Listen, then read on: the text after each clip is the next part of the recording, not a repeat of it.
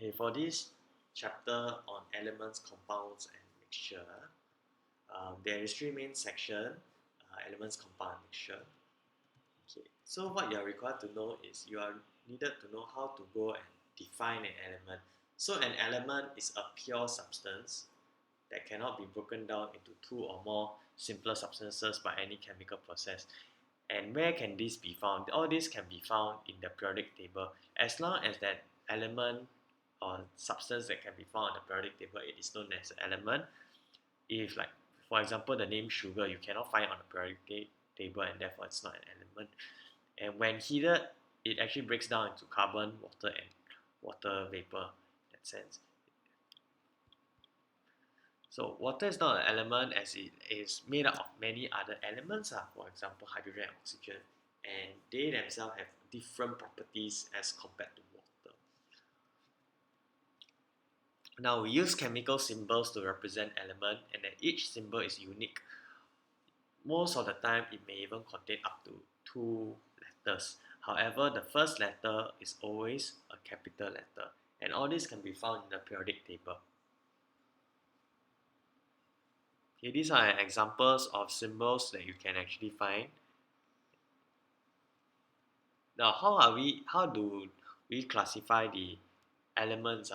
Is based on their properties, and these can be classified into three main types: the metals, non-metals, and metalloids. Metals are usually group 1 and 2 and 3 elements, while non-metals are group 4, 5, 6, 7 elements. Group 0 belongs to noble gases, and that metalloids are basically elements that have both metals and non-metal properties. Differences between metals and non-metals is that for metals they tend to be shiny, and while non-metals are dull. Most metals are solid in nature. Then for melting, and this can be explained because of their high melting point, except for a few of them. And last but not least, it has good conductor of electricity and heat. Non-metals, they are generally poor conductors or they are insulators, except carbon in the form of graphite. This one we will learn in the chapter of uh, covalent bonds. Now, next is metals are ductile. What is ductile? That means but you are able to stretch it and it will not break, and therefore it can be drawn into wires. For example, when you make noodles, when you pull the dough, it doesn't break, so it's actually some form of being able to be ductile. Next, metals are usually malleable. This means that when you hammer it to shape it into different shapes, it doesn't break easily. It's not brittle.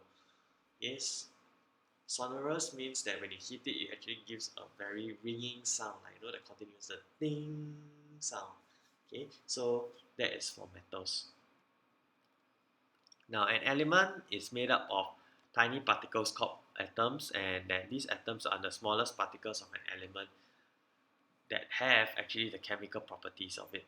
Now, these atoms are also different from each other, and they are unique. Molecules are basically having two or more of these atoms chemically combined together. How do we know that they are chemically combined together? They will actually form ionic or covalent bonds, or sometimes metallic bonds. Now, there are different kinds of elements that exist as molecules, and most of these are usually found in your group 7 elements. They are like your hydrogen, oxygen, ozone, sulfur, like H2, O2, O3, and so on and so forth. Diatomic molecules are those that are formed by the combination of two atoms. They are like hydrogen, which is H2, oxygen, O2, nitrogen gas, which is N2. Polyatomic molecules are basically molecules that contain 3 or more atoms that are chemically combined together, as stated over here. Next, we look at compounds. So how are we able to define a compound? A compound is a pure substance that contains 2 or more elements that are chemically combined in a fixed ratio. And for example, for molecules, you can have a look that it contains just 1 oxygen molecule, the red color one, and 2 white color atoms, which is actually your hydrogen atoms. For ionic compounds, the sodium ions are represented by the purple and the chloride ions are the ones in green.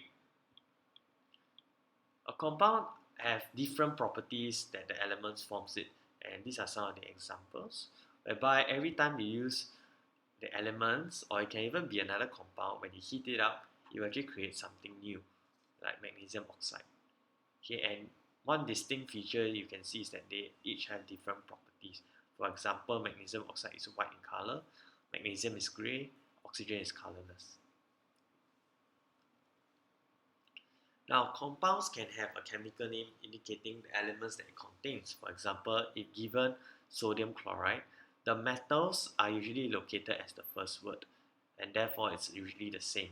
Whereas the one behind belongs to either a non-metal most of the time, and that itself you can actually identify what are some of the elements present. So it's like dioxide will contain 2 oxygen atoms and so on and so forth. Chemical formulas can be represented by a compound can be represented by chemical formula, and this will actually show you the type of elements present and the number of atoms present. So for example, if we use this particular example of lead 2 nitrate, this tells you that it has 3 different elements, Pb being one, N being another one, and O being another one. So there are 3 different elements present. However, if we are interested to know the total number of atoms, we have to count individually, whereby the bracket shows the 2 for this particular NO3. So it's 3 plus 1, we will get 4 atoms, times 2, 8 atoms, plus another 1 more. There's a total of 9 atoms in this particular compound. Over here, you're also able to tell what is the ratio of the atoms. For example, there is 1 Pb to 2 nitrogen to 6 oxygen atoms in this particular compound. Every compound will have a fixed composition of different elements it contains. Now, what does this usually mean is, for example, the water from Mount Everest as compared to the water in our school is actually contain the same ratio of atoms, where every water molecule contains 1 oxygen to 2 hydrogen atoms. So that is what they meant by the ratio of the atoms present is actually more or less fixed. Decomposition of compounds. So in thermal decomposition, heat is used to actually break down these compounds into its element or simpler compounds. Over here is a water displacement collection, whereby oxygen gas can be collected. Now, why oxygen gas is used is because it is slightly soluble or insoluble in water. And of course, mercury 2 oxide is being heated, and this has undergone thermal decomposition. Another way to break down the compounds into its individual elements is using electrolysis, okay, whereby you pass electricity with it towards the compound. Next, we have mixtures. Now, mixtures are basically made up of 2 or more chemical substances that are not combined together chemically. Okay, and these are the examples that you can take note of, like petrol, air, muddy water, and alloy. Alloy is a mixture of metals, which we will talk more in the subsequent chapters. So a mixture can exist as a combination of a few, either between elements and elements, compounds and compounds, or elements and compounds. So for example, neon and hydrogen, we can see that there is one element here and another element here. They are not chemically combined together, and therefore it is a mixture. Do take note that mixtures are not pure substances, whereas elements and compounds, they are generally pure substances. Mixtures of compounds basically shows you that you have it within a space. You actually are able to identify 2 or more different compounds. In this case, you can identify 2, where one is water and the other is carbon dioxide gas. It is an examinable question whereby you are given this particular shape, and you have to denote, is it a mixture or a compound or an element. Generally, you find the common pattern. If there are actually more than two common pattern, it is a mixture. If you find only one, then it depends on whether it's an element or a compound. Next is an example of an element and compound whereby the first pattern is this, which is hydrogen gas, and this is ammonia gas as another example. And this is a mixture. Now, the differences between mixtures and compounds is like, for example, the way it's separated. For a mixture, you can use physical method to separate. Physical methods generally do not involve heating or electricity.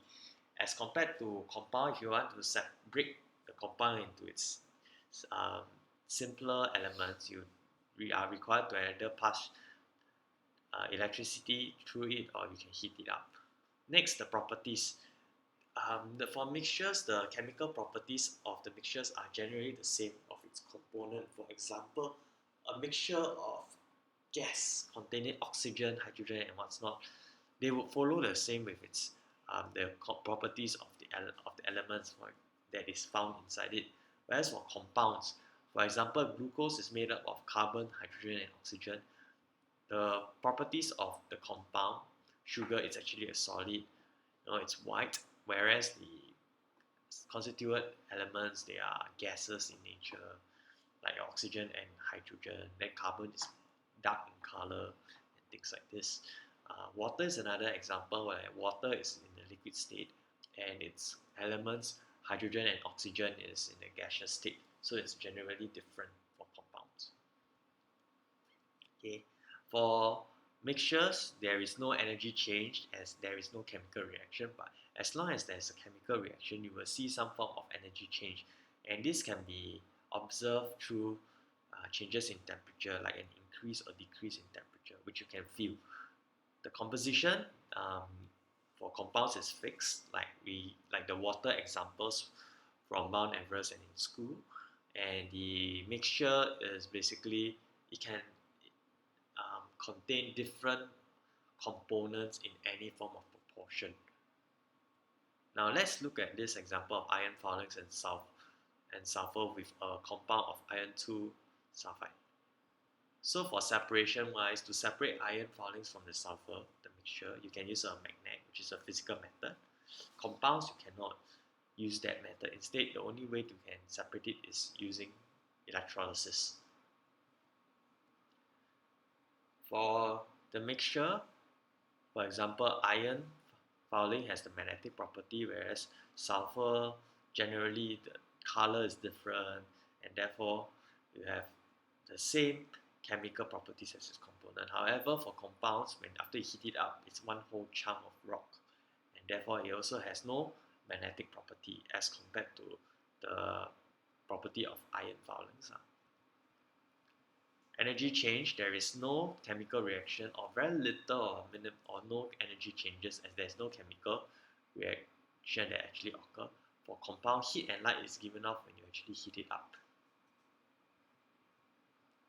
Composition, for example, for compound has a fixed composition of iron and sulfur, okay, 7:4. Whereas for mixture, there sometimes you can find more iron fouling and then less sulfur and vice versa. So there is no fixed composition for a mixture of iron foulings and sulfur. And that is all for this particular chapter.